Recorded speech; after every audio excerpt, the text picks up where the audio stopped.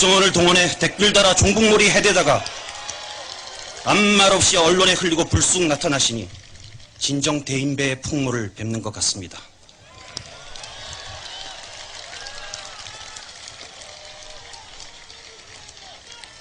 혹시 내년 총선에는 노무현 타령, 종북 타령 좀 안 하시려나 기대가 생기기도 하지만 뭐가 뭐를 끊겠나 싶기도 하고 본인도 그간의 사건들에 대해 처벌받은 일도 없고 반성한 일도 없으시니 그저 헛꿈이 아닌가 싶습니다. 뭐가 뭐 뽕쟁이가 뽕? 오해하지 마십시오. 사과, 반성 그런 거 필요 없습니다. 제발 나라 생각 좀 하십시오.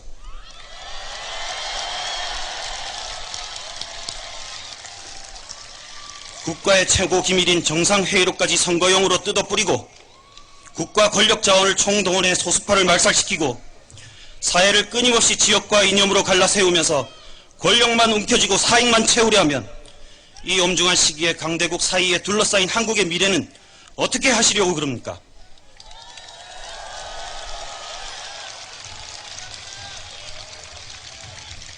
국채를 좀 소중히 여겨주십시오.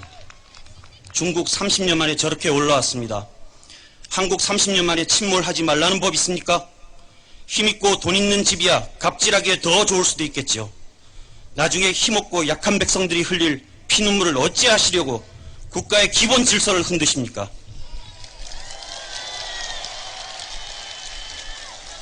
정치 제발 좀 대국적으로 하십시오. 와주셔서 감사합니다.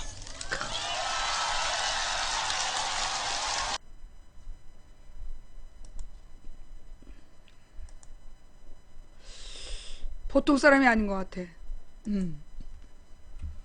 아니 진짜 막말로 박근혜도 대통령 하는데 막말로 박근혜도 대통령 하는데 노무현 아들이라고 대통령 못할 이유 뭐 있냐? 안 그래? 생바보 박근혜도 대통령 하는데 보니까는 저기 노건호는 공부도 여러 가지로 많이 했더만 내가 이게 저 얘기를 보고 내가 사실은 내가요 너무나 절망해가지고 금요일 날부터 토요일까지 내가 계속 누워 있었어. 그 일요일 아침까지 주일날 아침까지도 내가 교회를 갈 수 있을까 싶어갖고 막 시름에 겨워 누워 있었는데 우리 신랑이 텔레비를 딱 틀었는데 YTN 뉴스가 나오는 거야. 근데 노건호가 저렇게 말을 하는 장면을 틀어주는 거야. 벌떡 일어났잖아.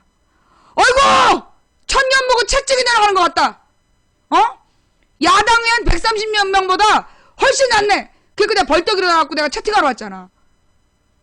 내가 그나마 지금 이게 뭐라 그러나 컨디션이 회복된 거는 노건호 저 말 때문이야. 그래서 내가 노건호에 대해서 조사를 좀 했어.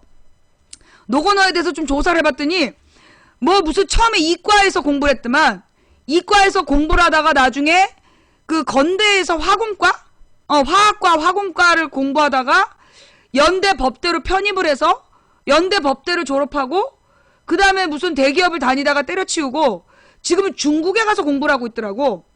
아, 동국대야? 건대가 아니라 동국대. 그게 무슨 저기 중국에 가가지고 그 많은 중국의 주요 핵심 정책을 공부하고 있더라고요. 예. 그래서 내가 이 그 노건호에 대해서 관심이 생겼어.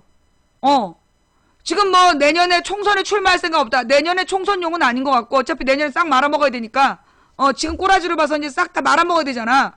그게 이제 내년 총선용은 아닌 것 같아.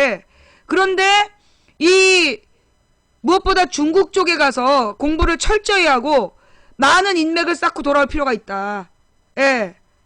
그런 것 같아. 그리고 지금 이제 그 뭐 노무현 딸이 지금 미국 가 있는 거 아니야? 노무현 사위가 변호사인가 뭐 그렇다며. 그러니 미국에서 인맥도 좀 충분히 쌓고 노무현이 실패했던 건 이 인맥의 문제였어. 김대중의 인맥을 노무현이 그대로 받아앉질 못했기 때문에 외교적인 인맥의 한계가 분명히 있었단 말이야. 근데 지금 이 노무현 대통령 아들이 노건호가 중국에 가서 이 외교 정책을 연구하고 있는 건 굉장히 좋은 그 사인이라고 보고 그걸 연구하고 중국에서 많은 인맥을 쌓아서 돌아와라. 그리고 노무현 딸도 노무현 대통령 딸도 미국에서 충분히 많은 민주 인사들하고 인맥을 쌓을 필요가 있다. 그러니까 애 키우는 엄마라고 그냥 있으면 안 돼. 자기 아버지가 그렇게 죽었으면 자기 일신의 영달을 구하면 안 되는 거야. 자식은 부모의 이 원수를 갚아야지. 그러려면 미국의 철저히 인맥을 꿰뚫어서 미국에서 사람다운 사람, 정상적인 인맥들을 확보할 필요가 있다. 내가 꼭 해주고 싶은 말이야.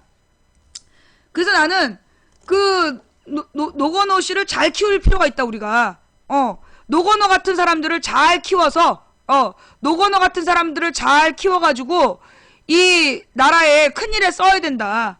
예, 그런 생각이 드는데 문제는 뭐냐? 이 노무현 대통령의 단순 무식 지지자들 얘네들이 때도 안 됐는데 또 노건호를 들고 나올까봐 그게 걱정이야. 내가 뭐라 그랬어? 문재인 당대표 만들면 안 된다 그랬지. 기어이 문재인을 당대표를 만들어갖고 걸레를 만들었잖아. 내가 걱정되는 건 딱 하나야. 노건호라는 사람은 내가 볼 때 중요할 때 우리가 큰 인물로 쓸 수 있는 사람이라는 생각이 들어. 정치적 자산이 될 것 같다는 느낌이 든단 말이야.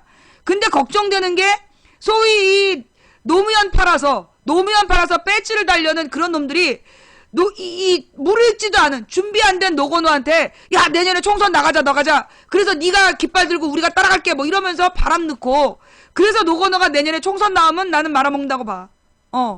아직 노건호는 그렇게 내년 총선용 이렇게 쓸 인물이 아니야. 그렇게 틀림없이 또 노건호를 써가지고 그 뻘짓거리하는 그런 애들이 나올까봐 그게 걱정이야. 한번 지켜보겠어요. 예. 문재인 하나 말아먹었으면 그걸로 끝내야지. 노무현의 사람 중에 쓸만한 사람이 딱 셋이었어. 내가 볼 때. 이 중요한 얘기예요. 나는 노무현 친노 그런 인간들 중에 나는 별로 인정을 안 해. 내가 노무현의 사람들 중에 인정하는 게 딱 셋이었어.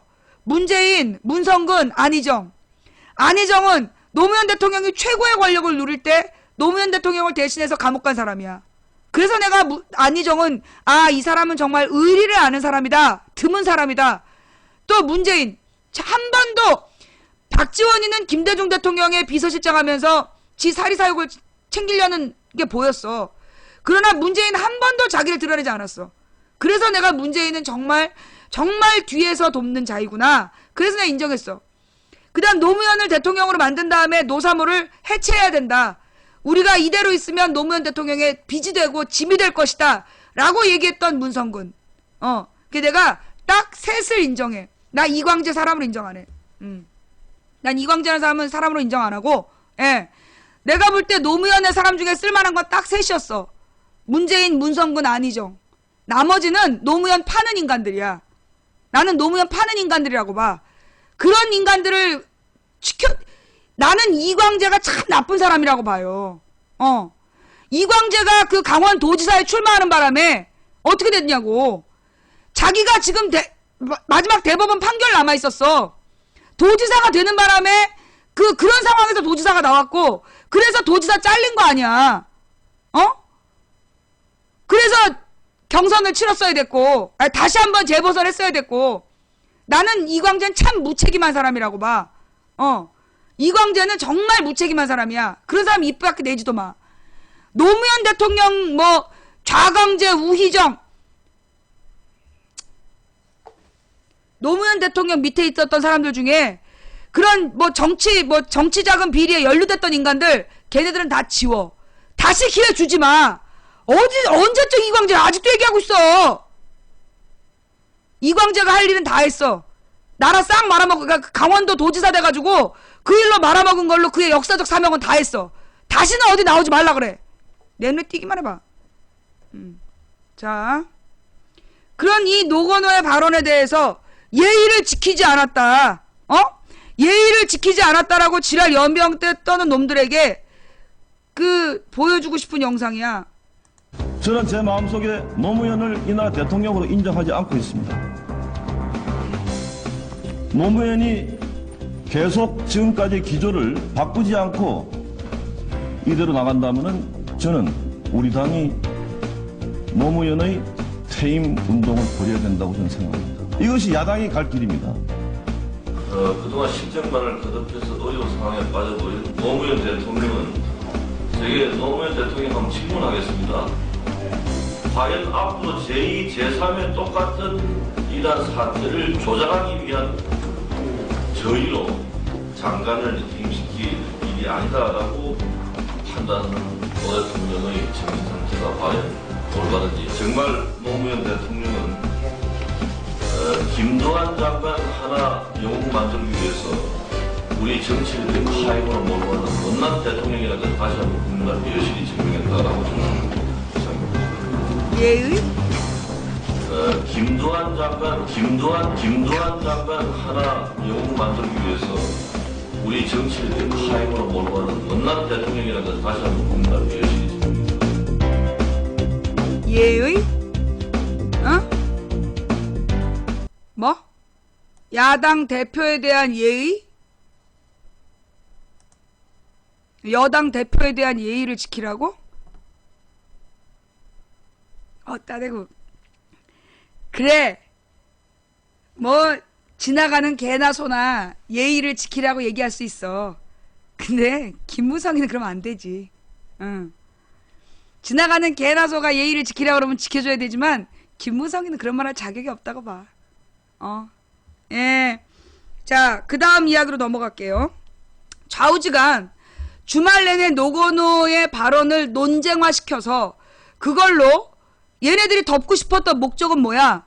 황교안 청문회야. 황교안 총리에 대해서 총리 청문회 여론몰이를 막기 위해서 얘네가 모든 걸 집중을 한 거라고. 근데 내가 볼 때 역풍이 불었어. 도리어 이건 여야를 떠나서 모든 국민들의 마음에 노건호의 저 발언이 잘했다 싶은 거야. 아니 내가 지금 잘못 생각하는 거예요? 노건호가 저 정도 발언한 걸 가지고 이상하다고 얘 생각한 놈들이 이상한 거야. 내가 볼 땐. 이건 여야를 떠나서 정상적인 사람이면 자기 아버지가 그렇게 죽었고 그 죽은 아버지에 대해서 2012년에 부관 참시를 했는데 아들이 돼갖고 저 정도 말도 안 한다면 그게 웃기는 거지. 거기다 김무성이가 그 당사자 아니야. 그걸 갖다 이상하다라고 들은 인간들이 나는 이종거리가 지네 할아버지 무덤에 똥 퍼다 부은 거라고 생각해. 이종거리가 할아버지 팔아가지고 원내대표까지 된 사람이 누구야 노건호가 말 잘못했다라고 얘기한 거는 자기 할아버지 무덤에 똥을 한 트럭 부은 거라고 생각해. 할아버지 은덕으로 국회의원 하고 앉아있으면서 어디 아버지의 죽음에 분노한 아들한테 뒷담 할까? 그게 할 짓이야? 자, 그러면서 드는 생각이, 그런데 여러분,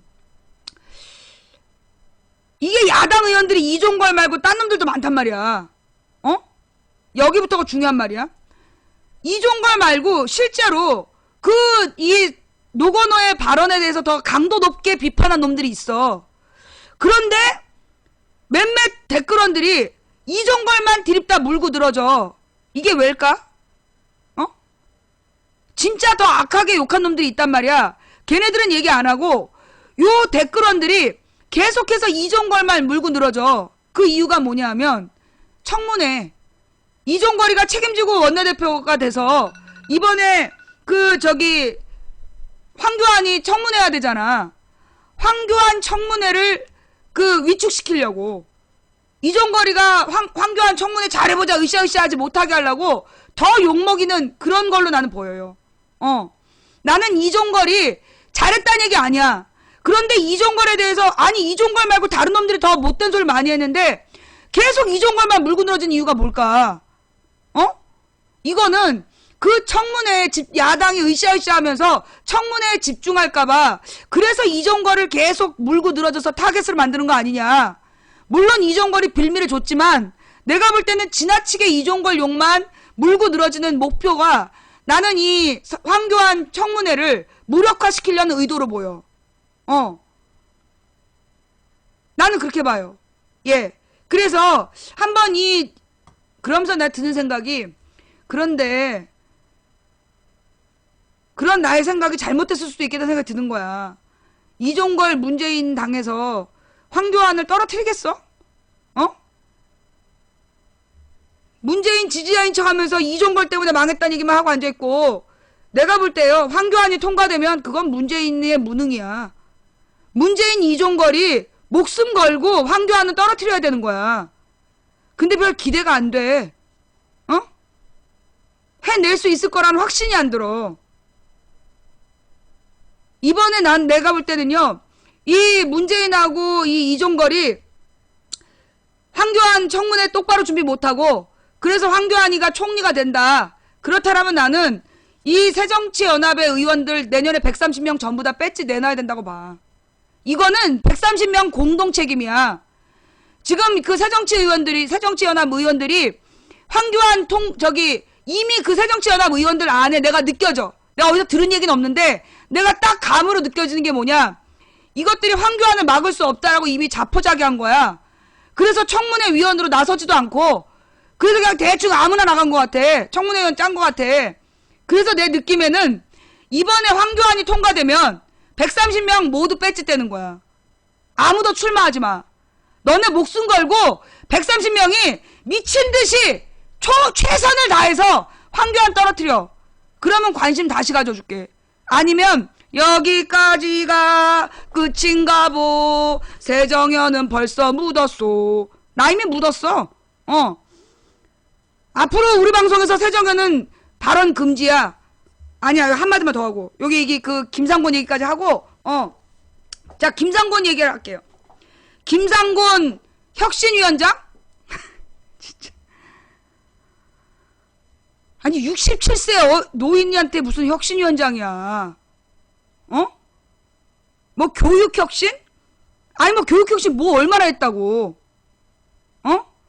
아니, 67세 노인한테 무슨 혁신위원장을 맡겨.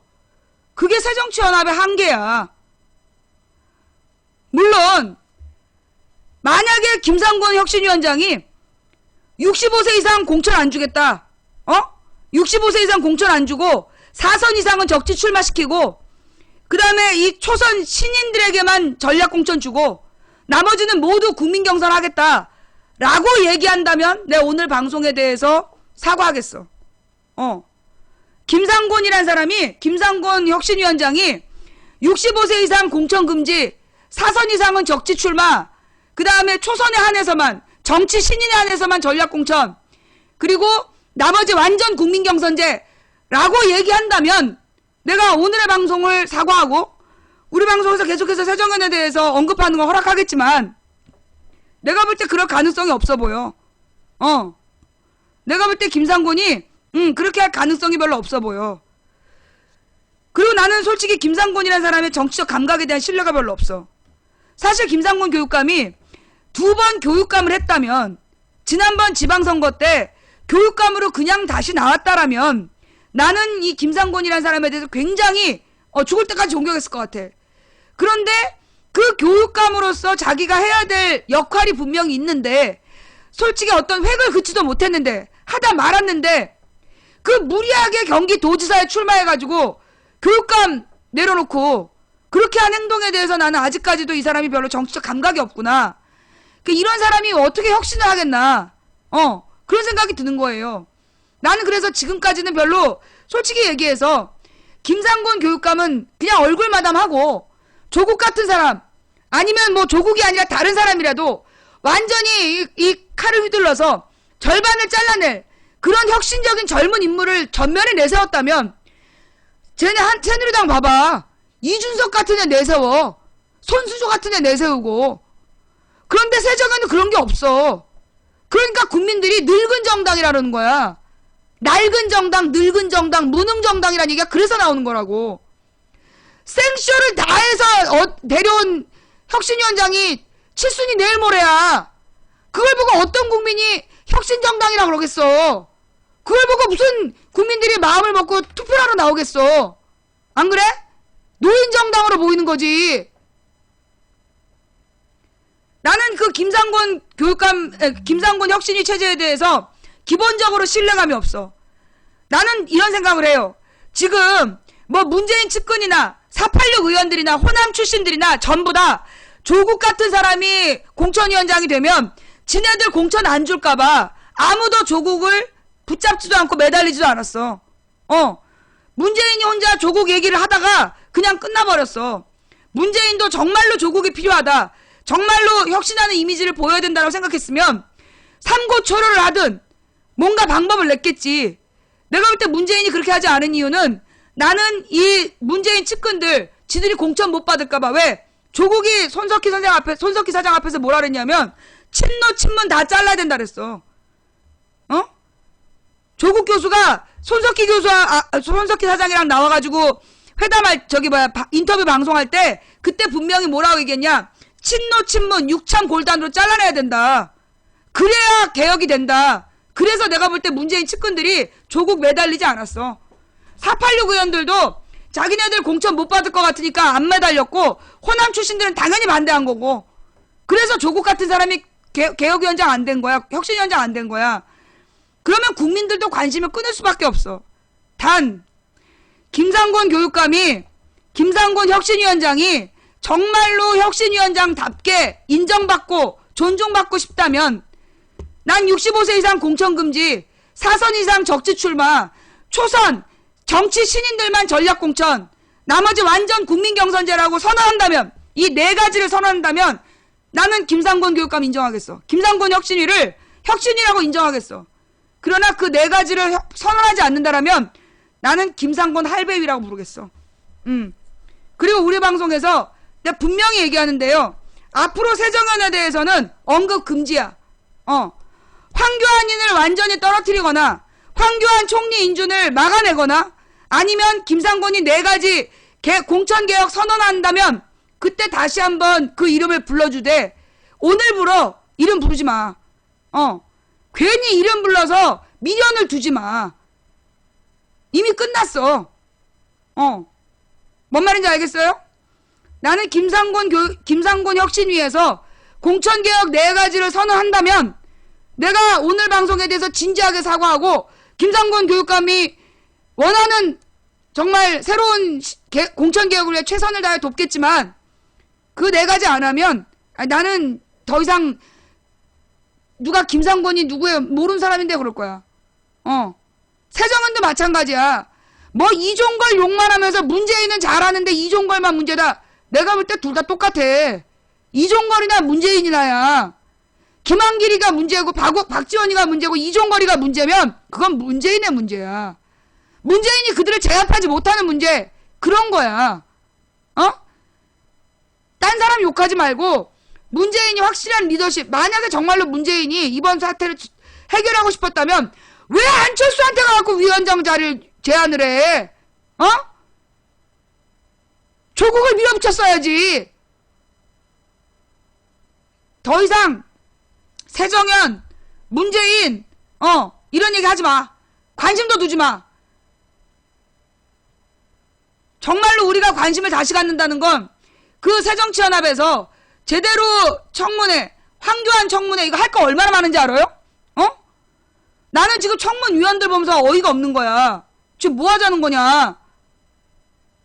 지금 박범계, 서영구 둘 데리고 뭘 하겠다는 거야? 나머지는 별 도움이 안 되는 사람들이고, 싸움을 못하는 사람들 아니야. 이거는 지금 쟤네들은 황교안 총리를 막을 마음이 없어. 황교안이의 죄를 하나하나 다시 한번 읊어봅시다. 첫째, 황교안이가 16개월 동안 15억 9천만 원을 전관 예우로 받았어. 법무법인 태평양에서. 검사를 그만두고 나가가지고 전관 예우로 무슨 법무법인 들어가갖고 16개월 동안 15억 9천만 원을 받았어. 그동안 수임한 변호건 수 단 2건. 전관 예우라는 거죠. 예. 전관 예우. 두드러기 왕. 무슨 알러지야. 너무 고급져. 두드러기 왕이라고 불러. 황두드러기가 이 검찰총장인가 그랬던 거 아니야? 검찰총장 출신. 그거 팔아가지고 검찰 검찰 높은 지위 그거 팔아가지고 단 2건으로 16억을 벌었어. 그게 지난번에 그 법무장관 청문회 때 문제가 됐단 말이야. 그때 뭐라고 얘기했냐? 기부하겠다 그랬어. 문제가 된 16억을 기부하겠다. 2년 반 동안 했을까요? 안 했을까요? 안 했다는 거죠. 문제가 된 16억에 대해서 기부하겠다라고 약속을 했지만 그 기부 약속을 지키지 않았다는 거야. 그럼 얘는 청문회에서 국민들 앞에 거짓말한 거야. 돈 때문에. 그 다음 두드레기 병역 면제. 365만 명 중에서 두드레기는 4명이라며. 딱 4명. 두드레기가 나왔고 군복무도 못하는데 사법고시는 붙었어. 와, 대단한 능력이야. 옛날에 이명박이가 뭐 폐결핵이 돼가지고 자기가 숨을 쉴 수가 없어서 군복무를 못해갖고 하고 싶었는데 쫓겨났습니다. 그래놓고 아니 어떻게 한 달도 안 됐는데 정주영이랑 밤새 술을 마셨습니까?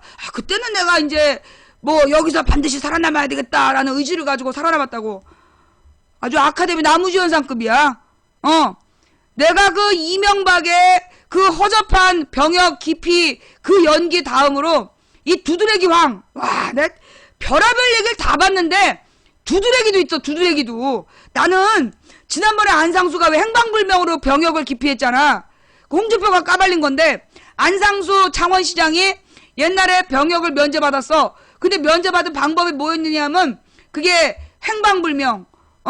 그래서 행방불명인가 보다 우리가 노래를 맨날 틀어줬잖아. 행불상수. 그러면서 병역 면제한 게 제일 웃기는 건 줄 알았더니 두드레기가 또 있었어. 야, 2명의 병역 면제자. 유승준이는 병역을 면제하기 위해서 국적을 포기했다고 입국 금지됐다. 그런데 유승준과 유사한 이유로 병역을 면제받으려고 국적을 포기한 씨발놈들은 수천 명이 아무렇지도 않게 우리나라에 왔다 갔다 하면서 해외에서 살다가 치과 치료받을 때 우리나라에 들어와서 치료받고 간다. 아, 씨발놈들. 예. 좌우지간 이 황두드레기의 병역 면제 이거에 대해서 철저히 진상조사를 해야 된다. 그 다음 삼성 X 파일 사건. 삼성 X 파일 사건을 황두드레기가 맡았어. 그래가지고 실제로 그 삼성에서 검찰들 고위관 공직자들에게 뇌물 주고 그랬던 놈들은 아무도 처벌 안 받았어. 그걸 공개한 노회찬만 처벌받았다니까? 이것도 지금 다시 한번 까봐야 돼. 황두드레기와 삼성의 관계. 요거 아주 관심사야. 그 다음 이 통진당 해산 관련. 저기 말이에요. 내가 잠깐만 내가 하나 내용 확인할 게 있어. 내가 혹시 잘못 하는 건가?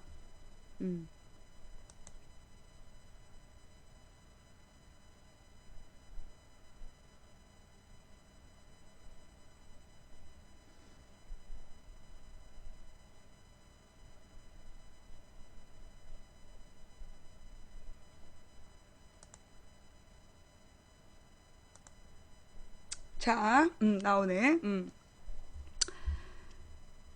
지난 주말 내내 소위 이 기독교 네트워크를 통해서 한마디로 이 부자 권사 장로들이요. 권사 장로들이 그러니까 이 사람들의 네트워크가 무슨 기도회에 있더만 이게 그 돈 많은 권사들이 모이는 무슨 기도회가 있어. 무슨 기도원 이런 데서 모임을 해. 그런데 이 사람들이 정기적으로 모여. 거기서 이 할머니들도 아니야. 이 아줌마들이 그 네트워크를 만든 거야. 그래서 그 네트워크가 장로들하고도 통하는 거야. 그러니까 이 장로 권사는 주로 부자들이거든. 큰 교회 장로 권사들은 주로 부자들이야. 이것들이 네트워크를 만들고 거기서 허위사실을 유포하는 거야. 그러면서 황교안이 아주 믿음이 깊은 기독교인이다. 이 황교안이 굉장히 독실한 기독교인이다. 그러면서 모든 기독교에서 황교안을 총리로 만들어야 된다. 이 지랄 하고 있어 지금. 나한테 텔레그램으로 고발 들어온 게 수십 건이야. 그러니 지난 주말 내내 저기 장로 권사를 중심으로 한 이 미친 이 기독교 네트워크에서 기독교 댓글원들이 디립다 황교안이를 통과시켜야 된다고 지랄한 거야. 자, 그런데 말이에요, 여러분. 자, 우리 기독교에서는 성경에 나오는 10계명을 성경에 적어두고 있어요. 이 10계명에 보면요. 여호와 이외에 다른 신을 섬기지 마라. 두 번째로 우상을 섬기지 마라. 세 번째 계명에 하나님의 이름을 망령되이 부르지 마라. 네 번째 안식일을 거룩히 지켜라. 다섯 번째 너희 부모를 공경해라. 여섯 번째 살인하지 마라. 일곱 번째 간음하지 마라. 여덟 번째 도둑질하지 마라. 아홉 번째 이웃에게 불리한 거짓 증언을 하지 말라. 열 번째 내 이웃의 재물을 탐내지 말라. 황교안은 9번째 이 계명을 어긴 사람이야. 황교안이 법무부 장관으로 있고 법무부 장관 밑에 검찰총장이 있어. 검찰총장 밑에 검사들이 이석기가 아로라는 조직을 만들어서 내라는 뭐 했다. 쌩 난리를 피웠잖아. 어떻게 됐어? 그거 무죄 나왔어. 내라는 뭐 무죄 나왔어. 그러면 황교안은 기독교인이 아니야. 그럼 이렇게 얘기할 수 있지. 십계명은 구약의 개념이고 이 신약이 되면서 신약의 시대는 사랑하고 용서하라 그랬다. 아, 그래서 지금 황교안이가 지금 통진당을 사랑하고 용서한 거야? 너희는 서로 사랑하라. 70번씩 용서해라. 7번씩 70번인가 70번씩 7번인가. 황교안이는 구약의 10계명도 안 지켰고 신약의 사랑의 계명도 안 지켰어. 어디서 쌩 거짓말하면서. 그러면 황교안이가 통진당에 대해서만 거짓말했냐? 이게 한 번이면 용서가 돼요. 그런데 이 황교안이 법무장관 할 때 검찰에서 간첩 증거 조작했잖아. 간첩 증거를 조작한 거 그거 국정원에서 조작하고 검찰이 증거 제출한 거 아니야. 그러면 얘는 내 이웃에 대해서 거짓 증거하지 말아요. 2개나 어긴 거야. 같은 계명을 2번이나 어겼어. 뭐? 독실한 기독교인 지랄하지 말라고 그래. 내가 볼 때 황교안이가 독실한 기독교인이라고 글 돌리고 있는 인간들이 지금 하나님의 이름을 망령되이 부르고 있는 거야 지금. 이웃에 대해서 거짓 증언하는 건 살인과 같은 죄야. 이웃에 대해서 거짓 증거하는 건 살인과 같은 죄야. 가늠하고 같은 죄라고. 그런 인간이 하나님의 독실한 신자라고 글 돌리고 있는 거, 그거 니네가 지금 하나님의 이름을 망령되이 부르고 있는 거야. 어디 와서. 그 다음 넘어가서 이 국정원 대선 개입 사건, 국정원 대선 개입, 그 누구야, 원세훈하고 김용판, 이거 선거 개입, 선거 부정이다. 그런데 그래서 이 최동욱이 둘을 구속 수사하겠다 그랬잖아. 기어이 구속 못 시키게 하고 불구속 수사했어. 불구속 기소하라 그랬어. 불구속 기소도 아니야. 선거법 위반 빼라고 지랄 연명을 했어. 결국 원세훈은 선거법 위반 유죄 받았다. 그러면 대한민국 법무부 장관도 잘려야 되는 거야. 근데 어디서 지금 총리를 나와. 이걸 그냥 통과시켜주면 야당은 야당이 아니야. 130명 싹 다 배지 떼야 돼. 응. 지금 황교안에 대해서 현재까지 밝혀진 것만 이만큼이야. 까면 깔수록 더 나와. 지금 이 130명 야당이 황교안 청문회 준비 제대로 못해갖고 황교안이 통과되면 난 130명 하나 모두가 다 배지 떼야 된다고 봐. 다시 출마하지 마 너네. 출마할 자격 없어. 그 다음 지금 5시 19분이죠. 지난주에 조현아가 조현아가 집행유예를 받았어. 조현아가 집행유예를 받았는데 쌍둥이 엄마라서 집행유예다. 정말 지랄이야? 이 조현아가 그 당시에 했던 짓에 대해서 나와 있는 짓이 그 당시에 했던 짓이 그 여직원들에 의해서 탄원서로 들어갔잖아. 그런데 결국 집행유예로 풀어줬어요. 집행유예라는 말은 뭐냐? 똑같은 짓을 저지르면 형을 얹어서 산다는 거야. 근데 이게 미국 법정이었잖아요. 그래서 지금 이제 그 대한항공 직원들이 미국 법정에서 지금 재판 중이야. 미국 법정에서 지금 재판 중인데 이거 미국 법정의 결과가 어떻게 나오는지를 봐야 돼. 아니 도대체 이 사람은 사람이 아니더만. 상식 있는 사람이 아니야. 막 그 승무원들을 비행기에서 사람들이 보는데 무릎 꿇려놓고 막 지랄했다며. 그 뭐하는 짓이야 그게. 그러면서 법정에 나와서 한다는 말이 내리라고는 했지만 비행기를 되돌리라고는 안 했다. 아휴.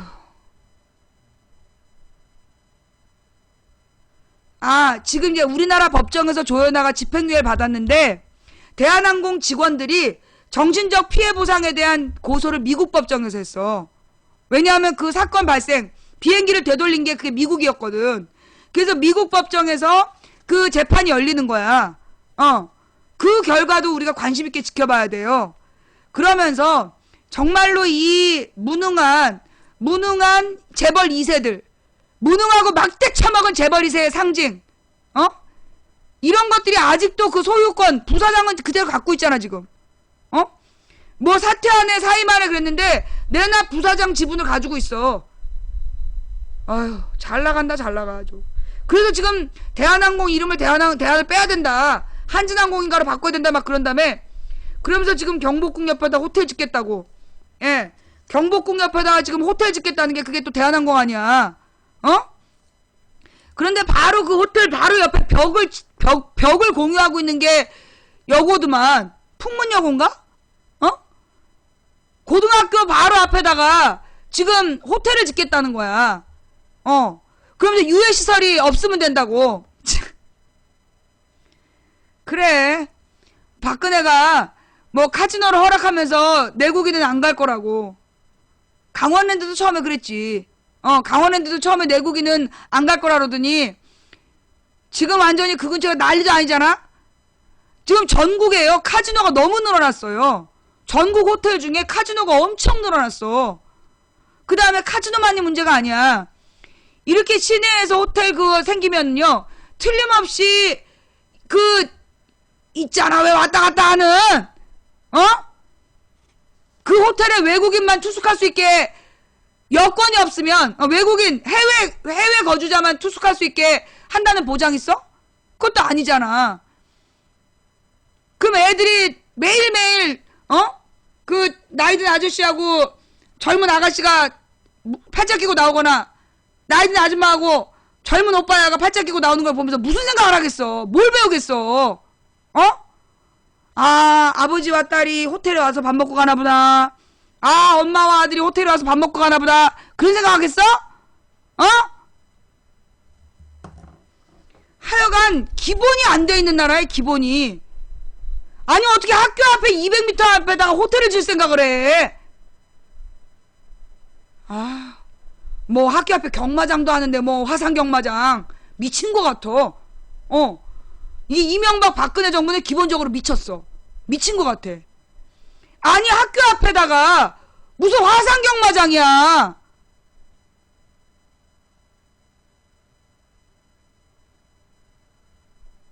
뭐? 지도 애엄마 무슨 누구한테 한 말이야? 누가 애엄마야? 나? 자 그러면서요 우리 동네가 그 화상 경마장이 있어. 창동역에 화상 경마장이 있는데요 난리도 아니에요. 이게 토요일 일요일이 되잖아. 그러면 그 경마에서 돈 날린 사람들이 술 먹고 창동역 주변에 막 누워있다니까. 그래서 지금 그 화상 경마장 내보내라고. 그 바로 이 화상 경마장에서 200m 안 돼. 200m 막 간신히 막 늘리면 200m일까? 초등학교, 중학교가 몇 개야. 그 애들 보는 앞에서 뭔 교육이 되겠어. 이 화상 경마장 이거 없애야 된다고. 근데 있는 것도 없애야 될 판에 새로 허락해주고 그런 거 아니야. 용산인가 어디에. 예. 미친 거예요, 미친 거. 이 화상 경마장 이거 진짜 미친 거야. 이게 지하경제 활성화라고? 그렇구나. 자, 그 다음.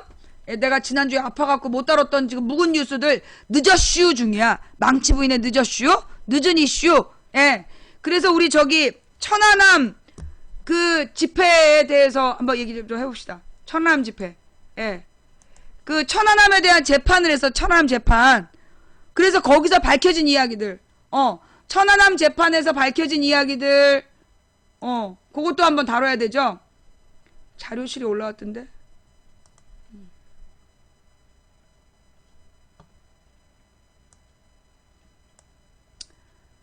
아이 새끼들 진짜. 잠깐만 기다려봐봐. 내가 이 벌레 한 마리 잡고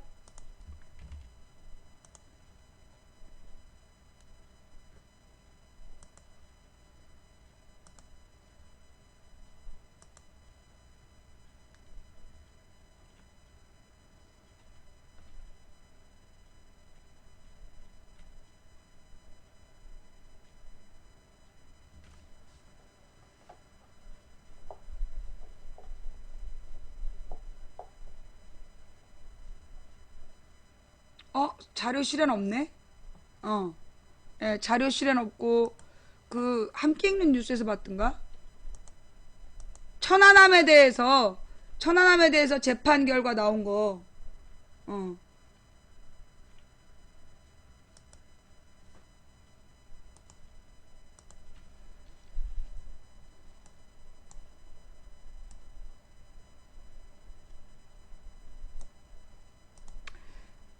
다이빙벨 20시간 연속 작업 가능. 말 바꾼 건 조선일보. 이종인 알파잠수 기술공사 대표 다이빙벨. 이건 저긴데 다이빙벨인데? 이거 말고 천안함. 천안함 뉴스를 천안함 재판에서 밝혀진 것들. 법원 JTBC 손석희 다이빙벨 방송 제재는 위법. 천안함 한물 갔으니까 이 얘기 할까요? 예, 자. 세월호 참사 직후 다이빙벨 관련 인터뷰를 했다는 이유로 JTBC의 프로그램 관계자 징계를 결정한 방송통신위원회에 대해서 법원이 취소하라고 판결하자 해당 인터뷰를 응했던 이종인 알파잠수 기술공사 대표가 용기 있는 판결이라고 평가했다. 이종인 대표는 25일 오후 미디어오늘과 인터뷰에서 서울행정법원 행정 13부 반정우 부장판사가 방송통신위원회 제재조치 취소 및 제재효력 직권정지 판결을 두고 당연하고 다행한 결정이지만 힘있는 쪽과 없는 쪽과 대결의 의미가 있는 재판에서 이같이 용기 있게 판단한 사법부의 결정에 감사하게 생각한다고 밝혔다. 일반적인 해상 조건에서 다이빙벨을 이용해 유속과 상관없이 20시간 동안 연속으로 작업하는 것이 불가능하다고 단정하기 어렵다는 재판부의 판단에 대해 다이빙벨이 20시간 연속 작업이 불가능하다는 것을 방통위 측 변호인단이 입증하지 못했으니 제재 결정이 부당하다는 판단은 있는 사실 그대로를 판단한 것이라며 지금으로서 할 수 있는 최대한의 배려라고 평가했다. 그러니까 손석희 사장과 이 이종인 알파잠수함 대표의 인터뷰를 병신새끼들 이걸 갖다가 막 중징계를 내리라고 그랬었던 모양이야. 그걸 법원에서 못하게 한 거지. 다이빙벨 투입 시 2, 3일 내에 세월호 3, 4층 화물관 수색을 끝낼 수 있다는 인터뷰 내용이 진실하지 않다고 인정할 증거가 없다는 재판부의 판단에 대해 이 대표는 우리가 다이빙벨로 작업해서 그 기간 안에 도저히 끝낼 수 없었다는 것이 드러났으면 몰라도 기껏 우리가 한 것은 2시간 작업한 것이 전부였다며 그것만으로 2, 3일 내에 작업 못한다고 단정하는 것은 억지라는 판단이라고 해석했다. 이 대표는 당시까지만 해도 해경과 언딘의 잠수사 한 명이 물에 들어갔다 나오는 잠수 시간이 최장 25분이 전부였다며 하지만 우리는 다이빙벨로 2시간을 물속에 있었기 때문에 더욱 문제 삼기 어렵다는 뜻으로 분석했다. 비록 내가 한 말의 허위 여부와 소극적으로 판단한 것이지만 당시 집단 마녀 사장과 영화 다이빙벨로 아직까지 탄압하고 있는 정권의 움직임을 감안할 때 이처럼 객관적으로 있는 그대로 판결한 것이야말로 증거 위주 재판의 전형이라고 평가했다. 이 대표는 당시 정부의 안이하고 부실한 구조대책을 두고 지난 3월 JTBC 재판에 증인으로 출석했을 때 지푸라기라도 잡는 심정으로 정부가 구조할 수 있는 모든 수단을 다 동원해 했는데도 그나마 당시 가능성 있는 방안에 대해 객관적으로 손석희라는 사람이 눈치 안 보고 보도해줬다. 그런 점에서 손석희라는 사람에게 감사한다고 말했다며 방통위가 제재 결정을 한 것은 다시는 이런 인터뷰를 하지 못하도록 싹을 자르려는 뜻이었을 것이라고 해석했다. 이 대표는 다이빙벨을 투입했다가 철수한 전후로 집단적으로 쏟아진 여론몰이와 마녀 사냥에 대해 당시 힘으로 밀어붙여서 여론몰이 하려는 시도가 있는 사실을 갖고 판단한 재판부에 뒤집힌 것이라며 사법부가 현재의 권력구조에 노란하지 않는다는 것이 보여준 희망적 판결이라고 평가했다. 영화진흥위원회에서 영화 다이빙벨을 상영했던 부산국제영화제 예산을 절반으로 삭감하는 등 여진이 계속되는 것에 대해서 그는 과잉 충성하는 것이 나타나고 있는데 권력이 어디까지 갈지 걱정거리라며 그런 점에서 다이빙벨과 관련된 부당한 행위 등이 잘못됐다고 비판한 의미가 있다. 더 이상 시비 걸지 말고 인정할 것을 인정하라는 뜻이라고 본다고 말했다. 무엇보다 당시 보수단체를 비롯한 언론의 집단적인 마녀사냥에 대해서도 이 대표는 쓴소리를 했다. 보수단체는 정부 상대로 사기치고 공무를 방해했다며 이 대표를 포함해 손석희 JTBC 앵커와 이상호 고발뉴스 기자를 고발한 한편 조선일보의 경우 이 대표가 20시간 연속 작업에서 40분 1시간 작업으로 말 바꾸기를 했다거나 이 대표와 인터뷰를 한 매체를 거론해 비난하기도 했다. 이를 두고 이종인 대표는 이들도 지금쯤 스스로 후회하고 있을지 모른다며 다이빙벨은 그저 상황에 맞게 제작된 편의성과 효율성을 가진 단순한 잠수 장비일 뿐인데도 필요 이상 비하했던 것이라고 지적했다. 이 대표는 교대에 가면서 오르락내리락 할 경우 20시간 아니라 그 이상도 연속 작업을 못할 이유가 없다며, 그런데 내가 한 사람이 20시간 이상 가능하다고 말했다가 말을 바꿨다는 식으로 말꼬리를 잡은 조선일보야말로 바보 같은 것이라고 비판했다. 그는 당연히 20시간을 교대에 가면서 한 사람이 물속에서 20시간 동안 밥도 안 먹고 작업한다는 뜻으로 얘기했겠느냐며, 잠수에 대한 최소한의 기본 지식도 없이 비난을 위한 스스로 무식하다는 것을 드러낸 것이라고 강조했다. 이 대표는 다이빙벨 자체는 수백 년 된 장비라고 덧붙였다. 실제로 다이빙벨은 지난 1691년 에드먼드 헨리가 개발한 잠수종이 그 시초가 돼 심해 잠수에 널리 쓰여왔다. 그때 이종인 사기꾼이라고 와가지고 개지랄 떨었던 시벌놈들이 주마등처럼 지나가네. 야, 그 시벌놈들 내가 이종인 대표가 맞다라고 했다고 얼마나 지랄을 했어, 개새끼들. 아유, 그때 새끼들 진짜 다 잡아갖고 싹 다 고소해야 되는데, 아유, 그냥 포를 떴단다. 캡처 떠놓은 게 없네. 예, 가만히 있어보자. 예, 그 다음에 오늘 내가 또 다뤄야 될 게 아까 또 있었는데, 아까 뭐였지?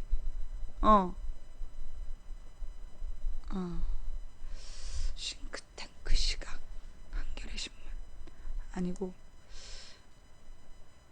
잠깐만 또 근데 말이에요, 지금 이 방송 시청하고 있는 사람이 3,300명이에요. 근데 추천은 2,500개네요. 여전히 800명이 또 녹색 썰썰 하려고 지금 똥을 가득 아랫배에 모으고 있지 지금. 아니 3,300명이 보고 있는데 어떻게 추천 2,500개야. 또 지금 이 800명이 추천 안 하고 버티고 있는 거야. 와, 이게 오늘 밤에 이게 새반스 갈아입고 그냥 침대에다가, 아니 이부자리에다가 확 녹색 썰썰 그냥 한 바가지를 해봐야지 정신 차리지. 예, 꼭 이 숫자야. 추천 안 하고 버티는 숫자가. 깜빡했슈? 아, 빨리 해. 왜 추천도 안 하고 보고 그래. 예, 내가 이 추천은 공짜야. 가만있어 보자. 신상철 5년 재판과 천안함의 민낯. 내가 그때 다른 기사를 봤는데 이거라도 합시다. 예. 천안함 얘기하고, 그 다음에 또 할 게 있었는데 오늘 공판에서 밝혀진 사실들 저거였어. 저게 나의 관심사였고, 오늘 또 중요한 얘기 있지 않아요? 있다. 뭔지 기억났어. 여러분, 오늘 난리도 아니에요? 예. 그 메르스 사태 들어봤어? 내 제목을 그걸로 달아야 되는데. 메르스 공포. 이걸로 제목을 바꿔. 내가 아까 이걸로 바꿨어야 됐는데. 에잇.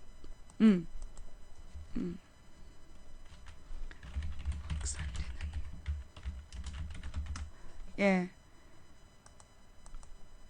네네네. 메르스 바이러스.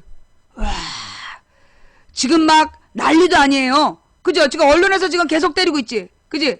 언론에서 지금 막 메르스의 공포를 지금 막 확장시키고 있죠. 그죠? 그러면서 막 나라별로 감염률, 사망률 나왔는데 우리나라만 벌써 4명? 와, 예. 굉장히 지금 막 난리도 아니에요. 근데 여기엔 사연이 있어. 처음에 얘는 메르스라고 부르지 않았어. 얘 원래 이름은 중동 바이러스였어. 중동 바이러스를 지난주에 이제 막 띄우기 시작한 거야. 근데 내가, 야, 중동 가라 그러는 여자 누구야? 막 그랬더니만, 그다음부터 이름이 메르스로 바뀌었어. 그래갖고 이제 지난 주말을 보내고, 이제 이번 주에 다시 메르스라고 이름을 바꿔갖고 다시 나온 거야. 그래서 이제 지금 이제 막 이 메르스 공포파리를 막 하고 있는 거예요. 와, 치사율 40%. 무섭잖아. 그죠? 어머, 어떡하면 좋아. 그죠? 예. 근데 우리나라에서 한 해 동안 암으로 죽는 사람이 수백 명이야. 암으로 죽는 사람이 수백 명이고, 수백 명? 하여튼 제일 많은 숫자로 죽는 게 암이야. 그 다음에 교통사고. 그 다음에, 요즘은 자살이 더 많다. 그지? 자살. 그 다음에 암. 교통사고. 이게 3대 사망 원인이야. 그 다음에 1년에 군대에서 죽는 게 130명. 근데 이제 무슨 얘네가 뭐 무슨 저 바이러스의 공포. 그러면서 막 대대적으로 막 팔어. 공포를. 대대적으로 팔다가 이제 한 1, 2주일 동안 언론에서 그냥 쌩 난리를 핀 다음에 아마 보니까 우리나라에서 크게 나오는지 하여튼 이제 한 1, 2주일 온 나라를 이제 쑥대밭을 만든 다음에 치료약이 발견됐다. 이미 치료약 내가 볼 때 있어. 치료약 있는데 지금 떠드는 거야. 그러면서 그 치료약을 발견한 회사 주식을 가지고 이제 또 장난질 치려고 이게 이제 레파토리야. 그 이제 정기적으로 여름이 되면 정기적으로 이제 여름 되면 그 바이러스 뭐지 그 식중독 바이러스를 비롯해 갖고 건강에 대한 공포를 팔어.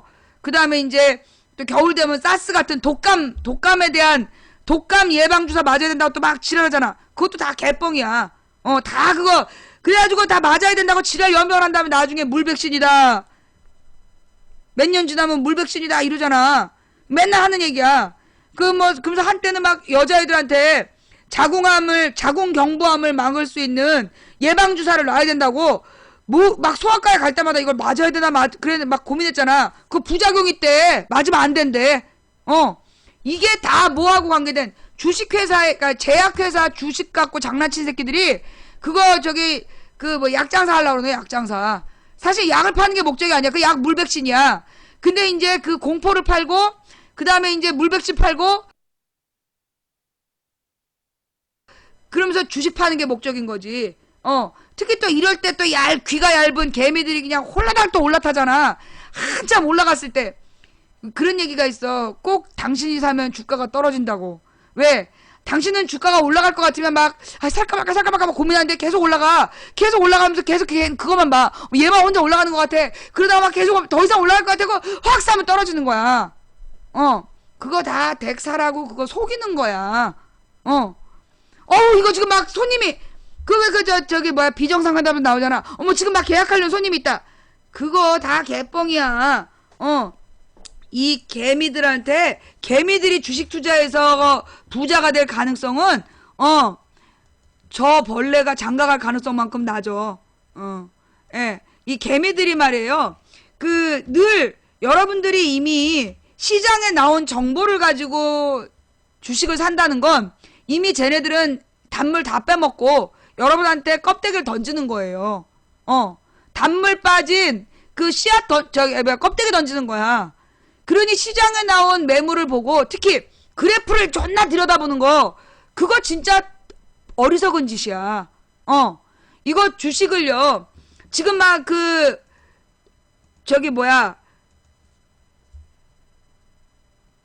이상하게 왜 특정 사안에 대해서 목을 매는 사람들이 있어. 그죠? 가령 지난번에 후쿠시마 터졌을 때 마스크를 사야 된다 그러면서 특정 마스크를 사야 된다, 특정 약품을 사야 된다, 지랄 연명 났잖아. 그거 요원들이야. 주식하는 요원들. 이 주식하는 요원들을 시켜가지고 어떤 특정 사건 이상하게 막 소문을 퍼뜨려가지고 결국 그 소문 때문에 주식이 오르는 거, 주가를 올리게 하고 그 오른 주식을 비쌀 때 팔아먹는 놈들이 다 만들어 놓은 거예요. 거기 넘어가면 안 된다고. 그러면서 사실은 내가 볼 때 지금 점점 나라가 내가 이상한 게 뭐였냐면, 왜 투명 망토가 현실화된다. 그 얘기 들었죠? 투명 망토가 현실화된다. 그 다음에 로봇으로 또 뭘 한다, 이런 거. 현실 불가능해 보이는 이야기들이 막 가능한 것처럼 막 얘기가 나와. 그거 왜 그러는 거냐? 그거 주식 투자하는 거야. 이 세계적인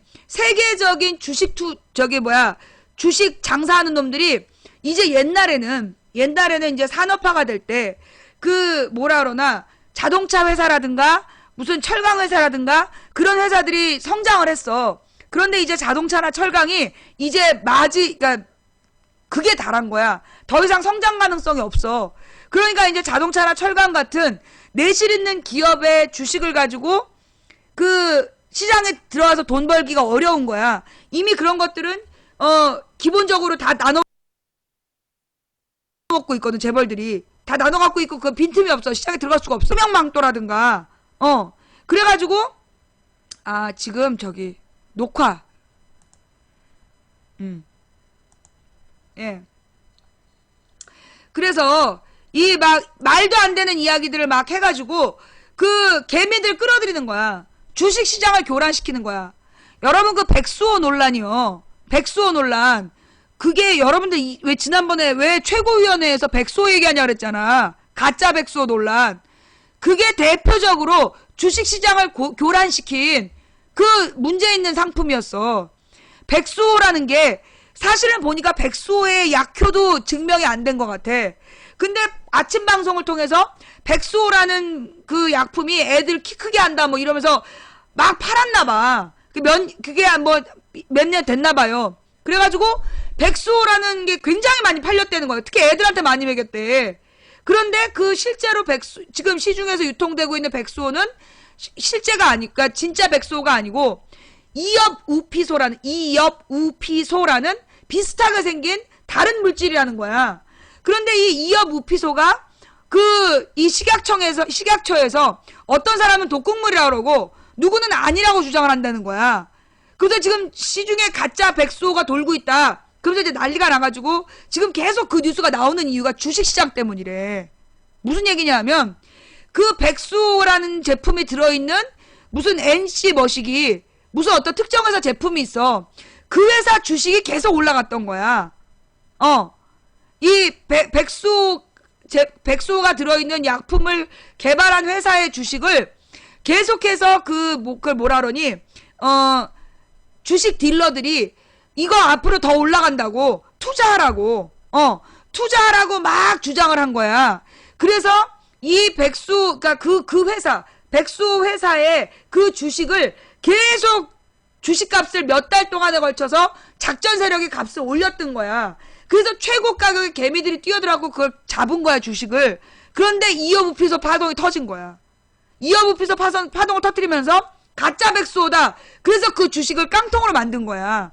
그래서 그 회사에 주식 샀던 사람들이 지금 계속 문제를 삼고 있는 거야. 이게 지금 밝혀진 바, 뉴스 찾아봐. 나와. 얘네들이 가짜 백수호 논란이 벌어지기 바로 그 전날까지도 앞으로 이 회사의 종목이 계속 올라갈 거라고 막 사라고 그런 거야. 그래가지고 산 거예요. 그 뉴스 나온 거 들었어요? 이 라디오 뉴스에도 나온 거야. 그러니까 실제로는 약효가 확인이 안 된 거를 막 약효가 있다는 식으로 뻥을 쳐. 그래가지고 그 다음에 이 딜러들을 시켜갖고 계속 이 주식이 오를 거라고 뻥을 치는 거야. 언론이 나서서 막 홍보를 해. 그럼 당연히 많이 팔리겠지. 많이 팔리니까 이거 봐라. 이거 주식 계속 올라간다? 개뻥을 쳐. 그래갖고 개미들한테 자기네들 거 다 주식을 턴 거야. 그 다음에 가짜 백수호 논란을 일으켜서 그 주식을 깡통으로 만들어. 그러면 뭐냐? 이제까지 백수호 판 새끼들은 책임을 안 지는 거야. 백수호라는 게 무슨 효과가 있다고, 뭐 여자 남자 뭐 애들에게 다 좋다라고 만병통치약인 것처럼 팔아놓고 책임지지 않기 위해서 가짜 백수호 논란 터뜨린 거라고. 예. 뭔 말인지 알아? 예. 그래서 이게 지금 가짜 백수호 논란이 도대체 저게 누가 먹는다고 저거를 계속 문제를 시키지? 내추럴 엔도텍. 예. 그 내추럴 엔도텍이라는 그 회사의 주식 장난을 친 거야. 그걸 장난을 치면서 지금 그래서 이 식약처장이 바뀌기 전 사람은 이거 먹으면 안 된다 그랬는데 바뀐 사람이 꼭 그렇게 나쁘다고만은 볼 수 없다 이런다는 거야. 저 내추럴 엔도텍이 뭔지 저 회사를 조사해봐야 돼. 왜 저 주식을 위해서 갑자기 요원들이 늘어나는 것 같지 않아요? 요 내추럴 엔도텍 얘기하니까 갑자기 각방에서 요원들이 늘어난 것 같지 않아? 그치? 이거 지금 뭔가 있는 거야. 우리가 이해가 안 돼. 솔직히 나는 백수호라는 걸 먹어본 적도 없고 관심도 없었어. 근데 그걸 굉장히 많은 사람이 먹었다는 거야. 왜 그런가 했더니 그동안에 아침 방송이나 케이블 방송을 통해서 그 내추럴 엔도텍이라는 회사에서 만든 제품을 엄청 먹어야 되는 것처럼 홍보를 했던 거야. 그래서 한 2년 동안이 굉장히 잘 팔렸대요. 엄청난 매출을 냈다는 거야. 그러면서 막 주식을 장난친 거야. 그래서 이 회사가 계속해서 성장할 거다. 계속해서 성장할 거라고 뻥을 친 거야. 예. 그래가지고, 그거, 더 웃긴 거, 그 논란의 중심에 식약처가 있는 거야, 우리나라. 그 논란의 중심에 식약처가 있다는 거야. 맨 처음부터 그러니까 식약처에서 똑바로 발표를 했어야 됐는데, 물을 흐린 거야. 예. 그래서 그 가짜 백수호가 엄청나게 팔려나가는데, 이 맨 처음부터 식약처기 이어부피소를 알았다는 얘기도 있어, 지금. 식약처. 식물약품안전처. 원래는 식약청이었는데, 박근혜가 중요하다고 격상시켰대. 식품의약품안전처. 그래서 좌우지간요, 여러분이 백수호 얘기가 지금 몇 주 나왔잖아. 우리는 왜 도대체 그 백수호 논란이 일어나는지 몰랐잖아. 그게 보니까 이거 1조 원 가까이 주식이 얽힌 사건이야. 주가 총액이 1조 원 가까이 사고가 났어. 그래서 이 내추럴 엔도텍 주식이 막 폭락하면서요. 주식시장이 지금 난리가 아니었던 거야. 그게 그러니까 이거는 가짜 백수호 논란의 핵심은 뭐냐면, 지금 전 세계에서 그런 식으로 뻥카를 쳐서 주식으로 장사를 하는 사기꾼들이 있다는 거야. 어머, 내가 지금 가짜 백수 얘기하는데 나한테 시발년이래. 넌 누구니? 왜 이 얘기하니까 갑자기 요원들이 막 발광을 치지? 뭔가 내가 또 저기 뒷걸음질 치다가 또 쥐잡은 거야? 나 또 이거 뭐 하나 잡은 거야? 아니, 내가 그 여성시대 문제 말이에요. 예. 이 여성시대 문제를 내가 그냥 우연히 잡았는데, 여기서 얘네들 몇 달 동안 공들인 거 잡았잖아. 보니까 이 가짜 백수호 논란 이거 얘네들 뭔가 작전 세력이야. 작전 세력이 지금 움직이고 있는 사건이야, 이거. 지금 막 각박한테 난리도 아니야. 와. 그러니까 식약처가 말을 바꾼 거야. 식약처의 말을 믿고 사람들이 막 먹고, 그 다음에 주식에 투자하고 그랬는데, 이게 지금 식약처가 말을 바꾼 거야. 그래서 이거 정부 기관과 주식, 왜 이명박 때 외교부에서 그 주식 사기 친 거, 외교부 관계자들이 주식 사기 쳤잖아. 그 왜 무슨 다이아몬드,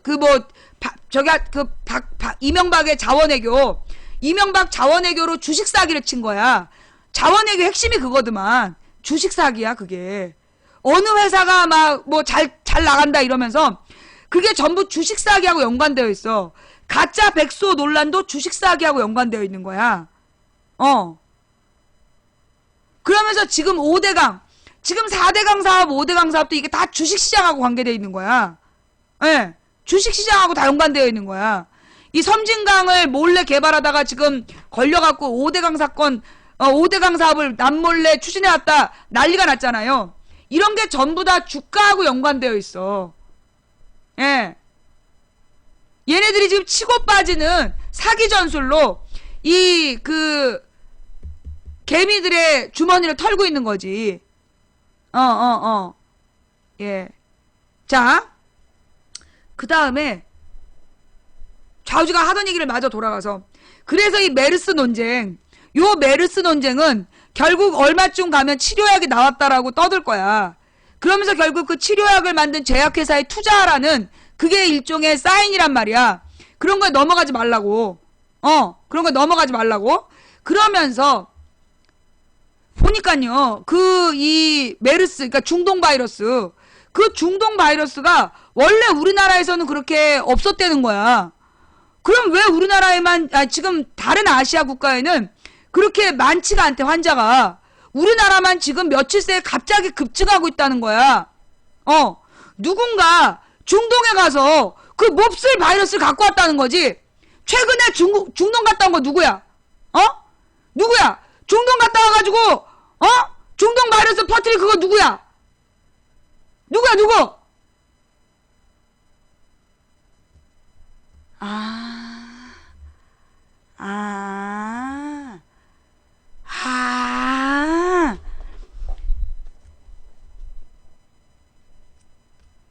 그렇구나. 난 누구라고 말 안 했어.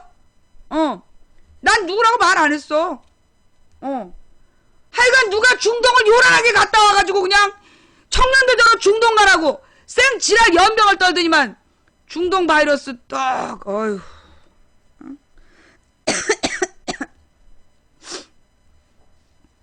예. 넘어가서 다른 얘기로 넘어갈게요. 예. 그 주식시장을 흔드는 손이 있다. 그 다음에요. 여성시대 이야기, 여성시대. 그 여성시대 이야기는요, 볼수록 이거 보통 사건이 아니야. 이게, 그 여성시대 사건이요. 여성시대 사건이, 일단 첫 번째 미스테리는 지금으로부터 7개월 전쯤, 6개월인가 7개월 전에, 누가 여성시대에다가 SLR이 그 무슨 저기 베타 서비스를 하니까 거기 우리 가자, 우리 자료 옮기자, 그렇게 얘기한 사람이 누군지 모른대. 그렇게 맨 처음에 얘기한 사람들이 누구였을까? 그러면서 원래 그 탑시크리트라는 그 사이트가 그 게시판이 2년 반 동안 닫혀 있었다는데 누가 그걸 맨 처음에 열자고 바람을 잡았을까? 그 다음에 세 번째 미스터리는 뭐냐면, 그래놓고 그 탑시크리트에서 문제는 뭐냐면 그 불법 야동이 막 거래가 된 거야. 막 주고받은 거야. 그게 저작권법에 걸린다는 거예요. 저작권법에 걸리는데 이 저작권법 논쟁이 2007년에 굉장히 큰 논쟁이었어. 그래가지고 그 파일을 아무렇지도 않게 음악 파일이라든가 영상 파일, 사진 파일 주고받았다가 큰 코 다친다. 그래서 지금부터 9년 전에는 이 저작권법에 대해서 한번 치도곤을 치른 거야. 그래서 저작권물에 대해서는 애들이 엄청 벌금을 많이 물었어요. 소위 기획고소가 그 저작권 사건이었어. 뭐냐면 어떤 사람이 자기 카페에 예쁜 사진을 막 올렸어. 그래갖고 막 사람들이 퍼가요 하면서 다 퍼서 돌린 거야. 근데 나중에 변호사를 고용해가지고 자기한테 허락 없이 그 사진을 쓴 사람들 전부 다 고소를 한 거야.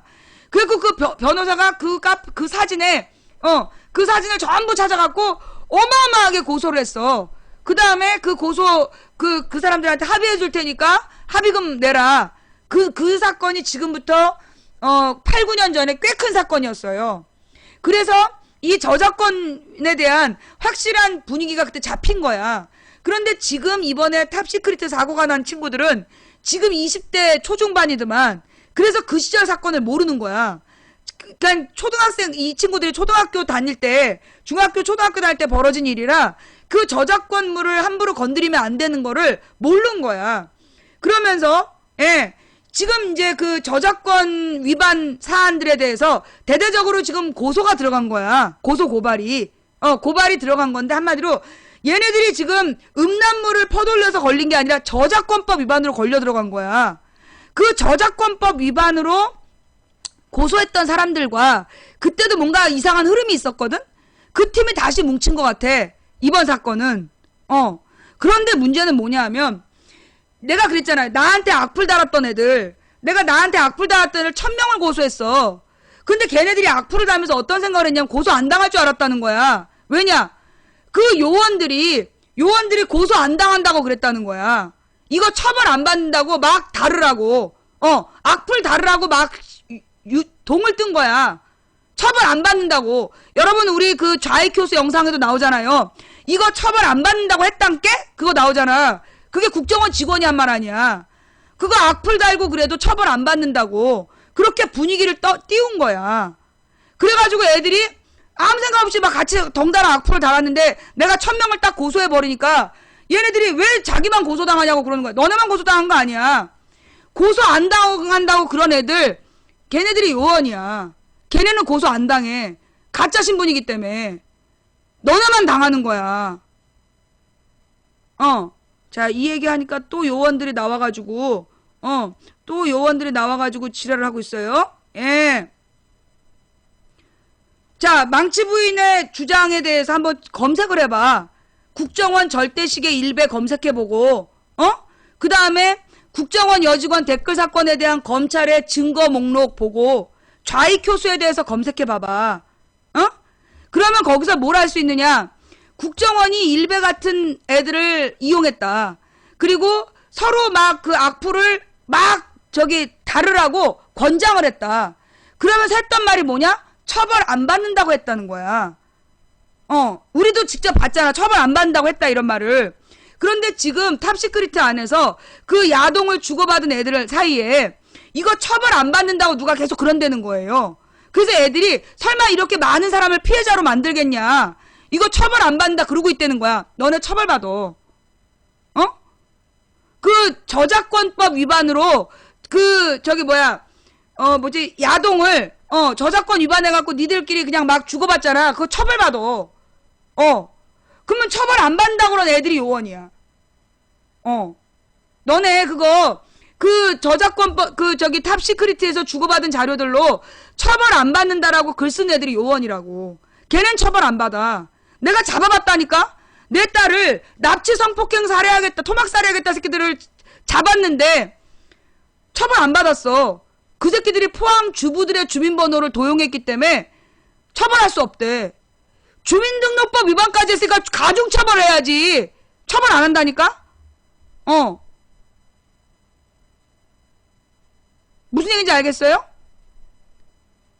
그러면서 지금 그 여성시대를 막 비하했던 애들, 여성시대를 막 비하하면서 얘네가 뭔가 여론 조작을 했다라고 이제 오유에다가 글을 올리면서 시작된 거잖아. 그런데 그 실제로 여성시대하고 오유를 이간질시킨 놈들에 대한 증거자료 나왔는데 여성시대가 무슨 여론을 조작하기 위해서 공작한 증거는 없어. 그 다음에 이게 하여튼 6개월, 7개월 전에 내가 그랬잖아. SLR에 누군가 들어와서 뭔가 이상해요. 그러면서 우리 채팅창에 와서 썼었어. 작년 9월로 기억이 나. 작년 9월쯤에 SLR에 이상한 흐름이 잡힌다. 그런 제보가 있었다고. 근데 그 즈음이었던 것 같아. 지금 그 즈음에서 여성시대하고 탑시 문제가 터진 것 같고, 이게 생기기 시작한 것 같고, 그러면서 이번 사건이 커진 건 누가 나타났냐? 나무위키라는 그게 나타난 거야. 나무위키라는 애들이 갑자기 뜬 애들인데, 내가 볼 때 이거는 여성시대 사건은 나무위키를 띄우기 위해서일 수도 있어. 나무위키가 갑자기 유명해진 게 4월 달이라며.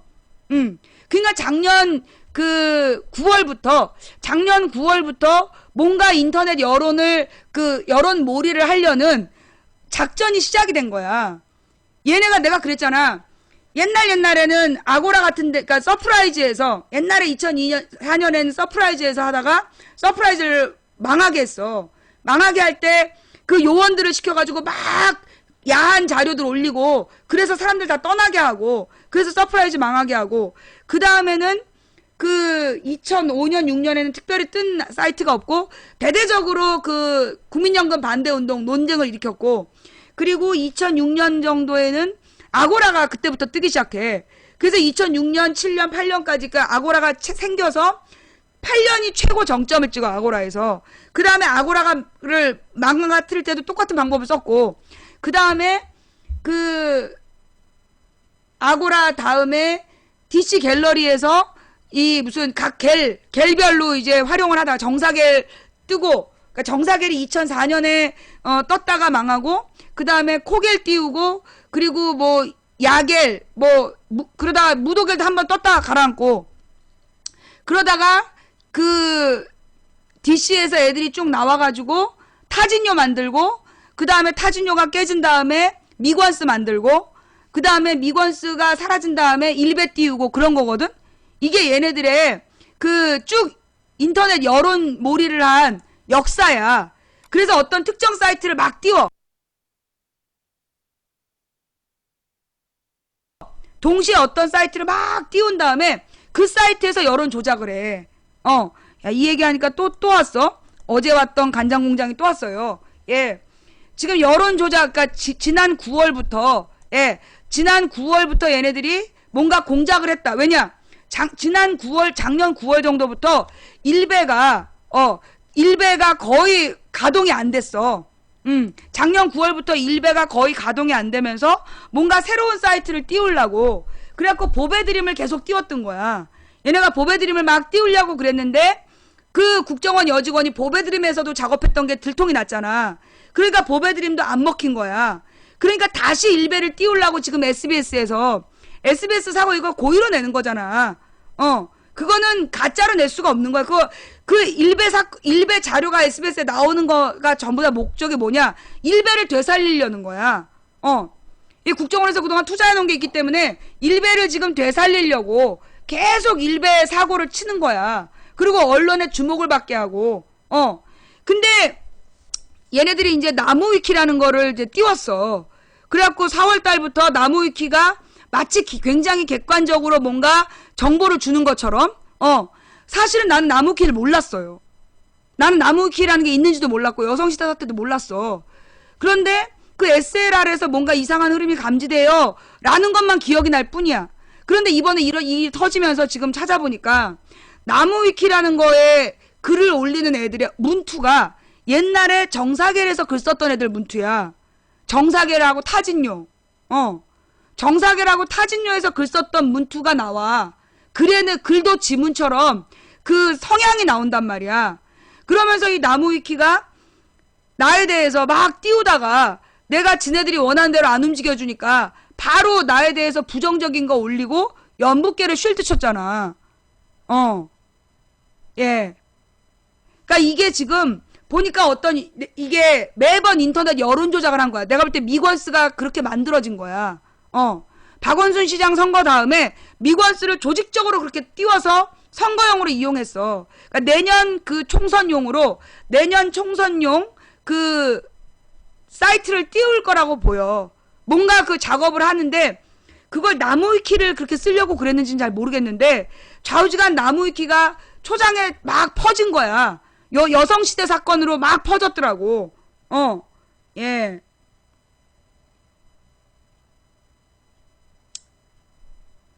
일베를 띄우는 거야, 내가 볼 때. 일베를 지금 띄우는 거야.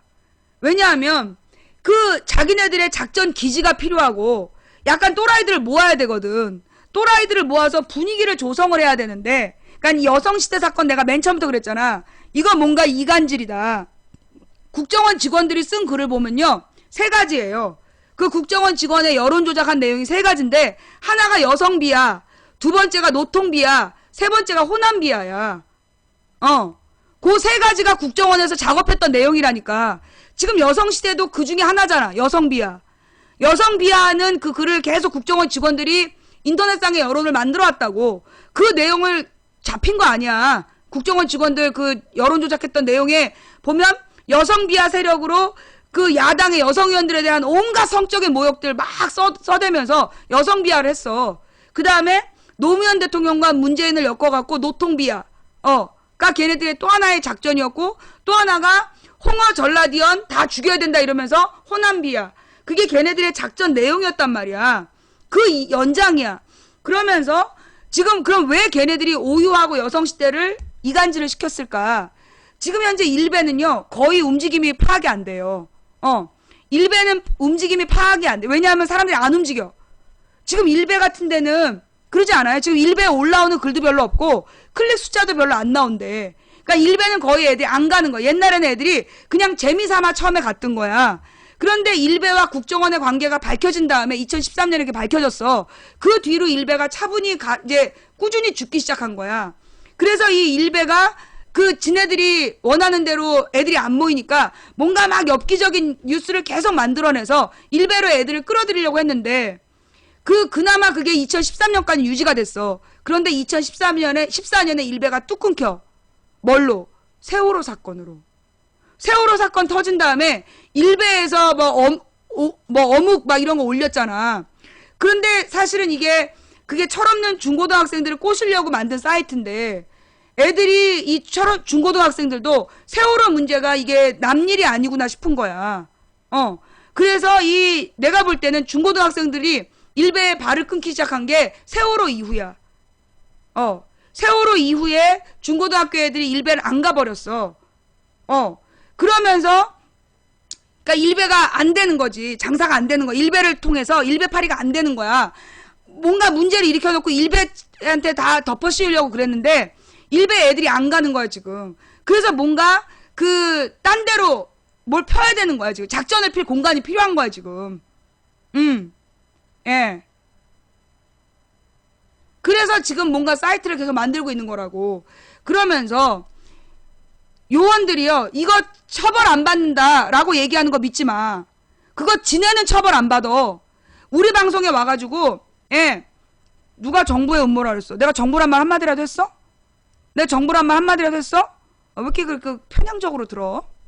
열린 마음으로 들어.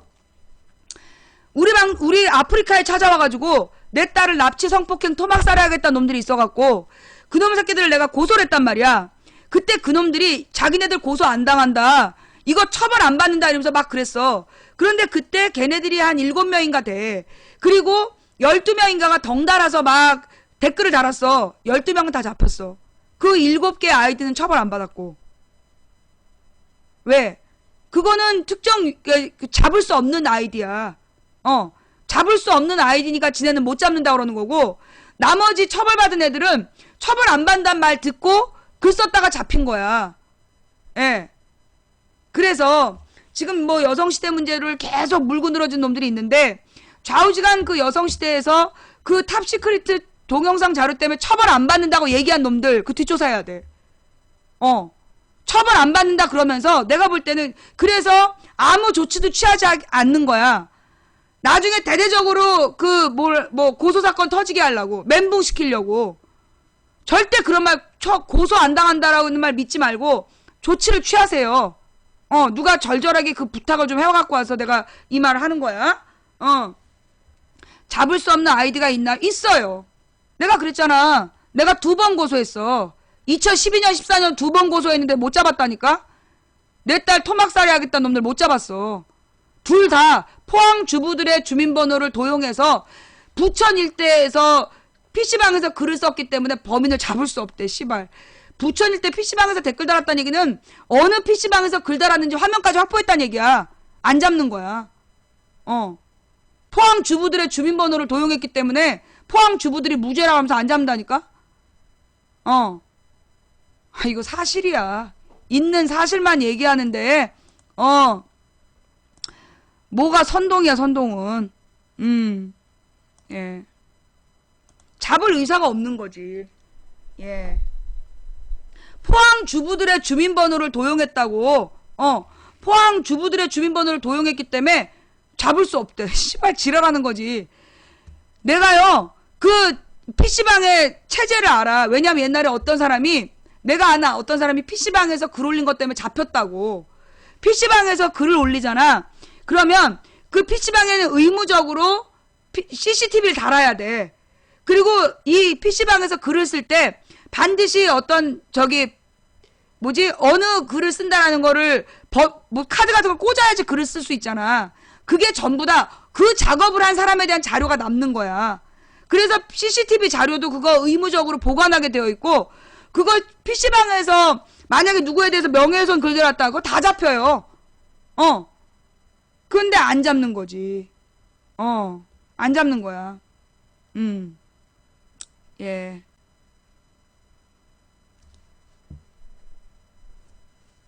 망부 자식들 꽉 잡혀 살겠다. 아니야. 우리 집에 딸 하나밖에 없는데 그 딸한테 내가 잡혀 살아. 자, 일단 뭐 천안함 얘기는 지금 시간이 넘어갔으니까 지금 쭉 넘어가고요.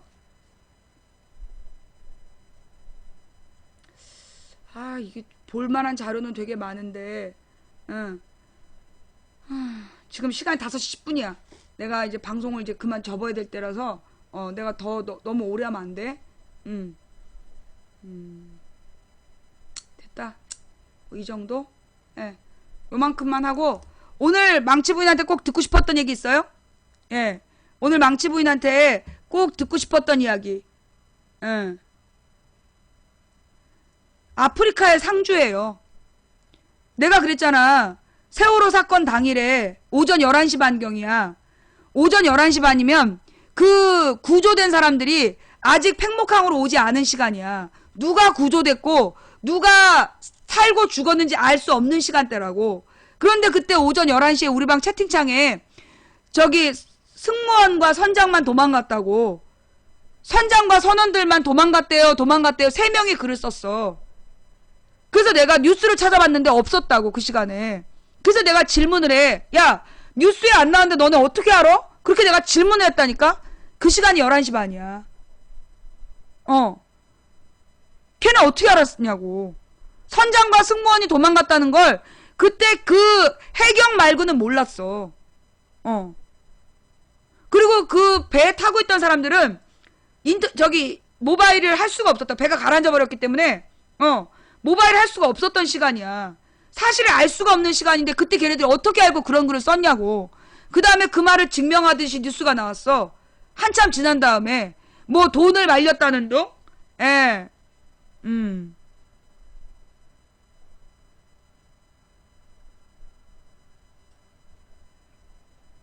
전 정청래라는 사람 몰라요. 예. 그냥 어그로 끈 거 아니잖아. 16일 11시 반에 선장하고 승무원만 도망갔대요. 그걸 3명이 얘기를 했어. 그게 사실이었잖아. 그걸 어떻게 어그로를 끌어. 선장하고 승무원만 도망갔다는 게 사실이었고 그걸 아는 사람은 걔네들을 탈출시킨 해경들밖에 몰랐어. 그게 무슨 어그로야. 말 같은 얘기를 해야지. 이미 사실도 다 밝혀진 얘긴데. 그 시간에 어떻게 알았냐고. 선장이 팬티만 입고 물에 안 빠지고 저 구조됐는데 왜 돌침대에다 돈을 말려. 말 같지도 않은 얘기지. 예, 좌우지간. 그래서 우리 채팅창에 오면 우리 채팅창에 굉장히 작업을 열심히 해. 와가지고 막 저 오늘 처음 왔는데요. 굉장히 이분 쇼킹하네요. 이러면서 막 처음 듣고 막 감동한 척 하면서 옛날에 내가 했던 얘기에 대해서 비판적인 질문을 하더라고. 처음 왔다면서. 그 옛날 그 발언 언제 알고 또 질문이야? 말을 받아주면 바로 실수를 해. 이게 이제 팀장급이죠. 그러면 얘네들이 어떤 여론 조작을 할 때는 미리 와서 여기다 풀어서 반응을 봐. 얘네들이 우리 방송 채팅창을 일종의 지네들의 실험 공간으로 삼는 거야. 지네들의 논리가 먹히나 안 먹히나. 여기에 와서 그 새벽 시간대에 와서 풀어서 그 논리를 보는 거야. 그러니까 나도 채팅 안 하고 가만히 보는 거야. 이것들이 오늘은 무슨 작업하나. 근데 한 4월, 5월, 그러니까 3, 4월에 2달 동안은 그 시간 작업을 하러 온 애들이 없는 거야. 단순 잡범만 들어오고. 이 새끼들이 어디선가 작업을 하고 있는데, 이 새끼들이 어디선가 작업하고 있는데, 어디서 작업하지? 그래서 내가 몇 번 채팅창에 물어봤어요. 기억나? 3, 4월 달에 요즘에 벌레들이 안 들어온다. 얘네들 어디서 여론 조작하고 있는 것 같은데, 여러분 어디서 하는지 지금 잡히는 데 없냐? 몇 번 내가 채팅창에 물어봤어. 나도 몰라. 쓸데없는 말해서, 강퇴시키는 거야.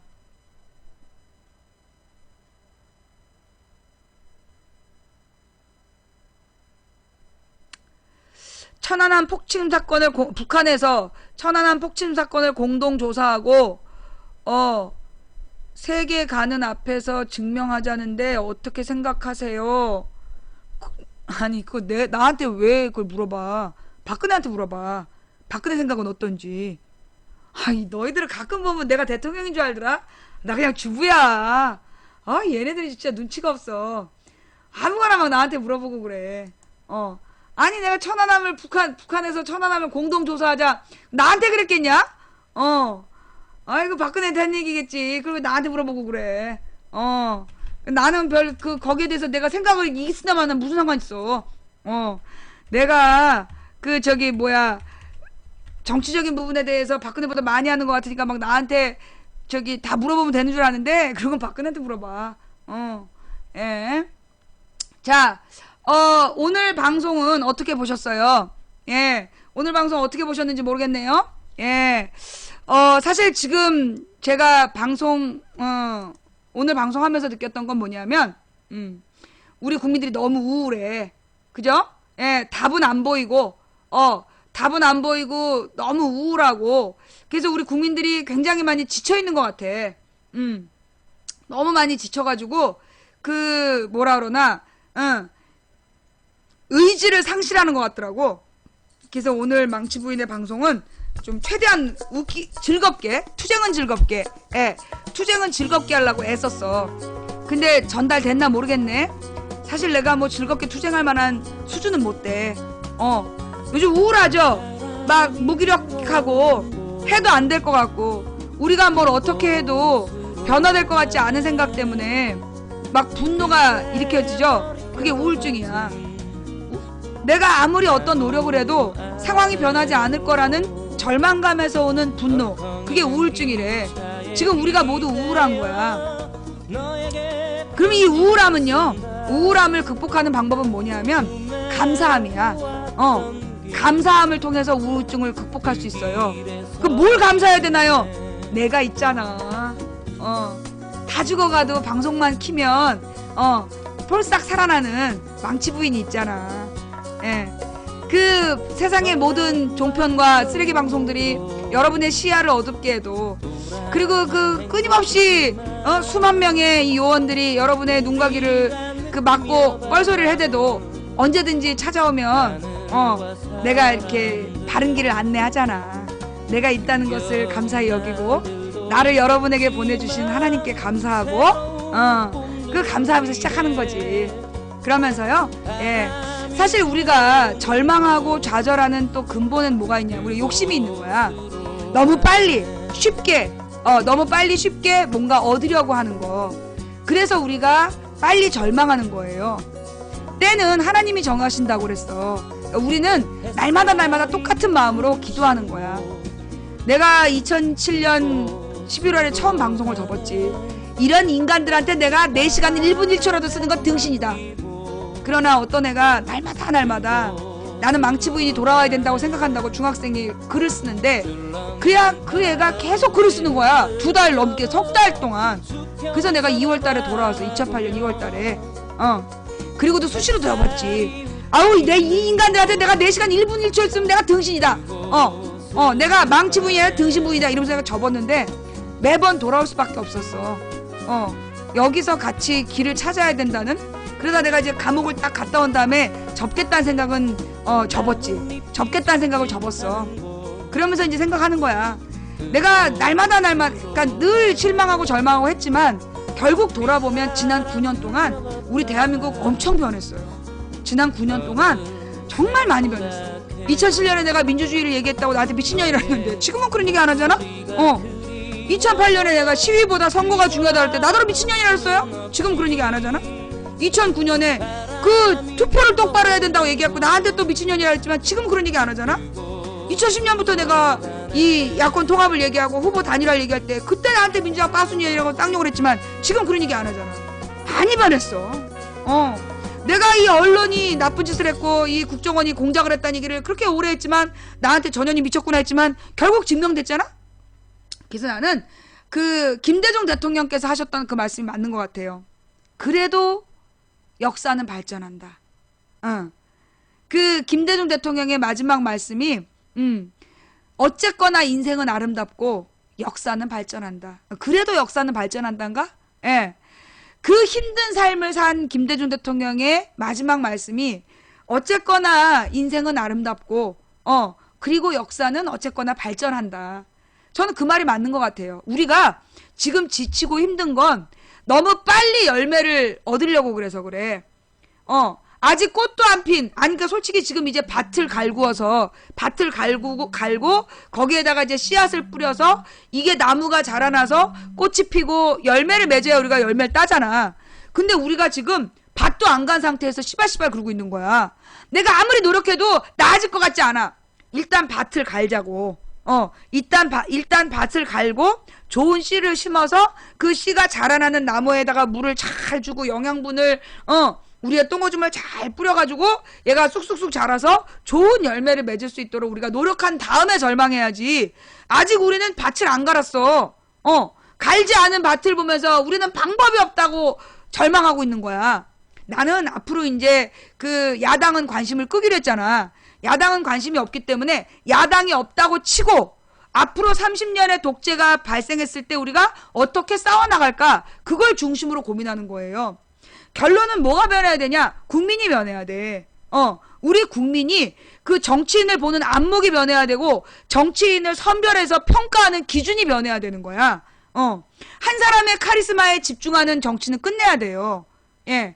개인의 카리스마에 의존하는 정치를 끝내고 그 다수의 국민이 주인답게 일어서야 돼. 우린 너무 쉽게 빨리 포기해.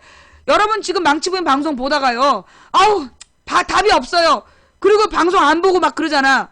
그건 주인의 자세가 아니라 노예의 자세야. 여러분이 여러분의 지갑이야. 여러분의 지갑에 전 재산이 들어있어. 찾다가 말을 거야? 끝까지 찾아야 되잖아. 아이고 몰라. 그냥 포기해. 여러분의 전 재산이라고. 여러분의 집문서 잊어버렸어. 여러분이 집문서를 안 찾을 거야? 그거 안 찾으면 안 되잖아. 그래서 진정한 주인이라면 찾을 때까지 포기하지 않는 거야. 지금 우리의 권리를 이 재벌 언론이 우리의 권력을 빼앗고 우리를 등신 만들어서 쪽쪽쪽쪽 우리의 에너지를 빨아먹으려고 그러는데 우리가 거기에 그냥 당하면 안 돼. 우리는 그들과 맞설 수 있는 정말 다수 국민이 주인이 되는 민주적 시스템을 만들어야 돼요. 나는 그 민주적 시스템의 출발이 경제 민주화라고 생각해. 그 경제 민주화라는 게 뭐냐? 우리는 지금 아무렇지도 않게 재벌들의 체제에 그냥 어쩔 수 없다는 이름으로 따라가잖아. 그런데 재벌 체제에 어쩔 수 없이 따라가는 건 난 아니라고 봐. 하다못해 우리가 정말 지금 여러분 꾸러미 한번 검색해 보세요. 꾸러미라는 걸 검색해 보면 전국에서 여성 농민들이 자기네 마을에서 나는 생산물들을 도시에 있는 소비자들에게 직접 공급하는 거야. 그러면 농민들은 밭대기로 하는 밭에 그냥 사갖고 가서 똥값에 사가는 그런 도매업자한테 파는 게 아니라 도시 소비자한테 직접 제값을 받고 파는 시스템이거든요. 그러면 이 도시 소비자들은 믿을 수 있고 신선한 그 채소를 그 집에서 식구들이 먹는 거니까 무농약이나 저농약이란 말이야. 그런 친환경 농산물을 농민들에게 제값을 주고 사 먹는 시스템, 이런 게 안착이 되면 결국 농민도 살고 도시 소비자도 사는 그런 시스템이 된다는 거죠. 지금 같은 경우에는 재벌들이 내가 그 얘기도 들었어. 이 방송 끝내야 되는데. 내가 어저께는 이제 바람을 쐬러 캠핑장을 갔어. 우리는 캠핑장에서 잠을 안 자고 그냥 이렇게 가서 고기 구워 먹고 온단 말이야. 근데 내가 잘 가던 캠핑장이 있어. 시설이 막 그렇게 좋진 않지만 나무가 많아서 잘 가던 캠핑장인데 이번 달에 문 닫는다는 거야. 그게 이제 지난번에 왜 그 캠핑장에서 불이 났잖아요. 글램핑장에서 불 낸 다음에 그 글램핑장이 빌려서 한 거래. 임대를 해서 어떤 사람이 했고 땅을 빌려준 사람이 있는데 둘 다 별로 돈이 없는 사람들인 거야. 근데 거기서 사고가 났대. 그래서 둘 다 지금 기소가 됐다는 거야. 그래가지고 이 캠핑장 안전 점검을 해야 된다라는 법을 야당이 만들었어. 그랬더만 정부에서 옳았구나 그러면서 이번 달 말까지 그 모든 구비 조건을 갖추라고 정부에다 신고하고 허가받으라고 그런 거야. 근데 허가받으려면 조건이 되게 까다로운 거야. 왜 그랬나 했더니 세상에 재벌들이 모 기업에서 50만 평짜리 그 캠핑장을 만든다는 거야. 이게 캠핑장이 돈이 되니까 돈이 된다고 애들이 판단한 거야.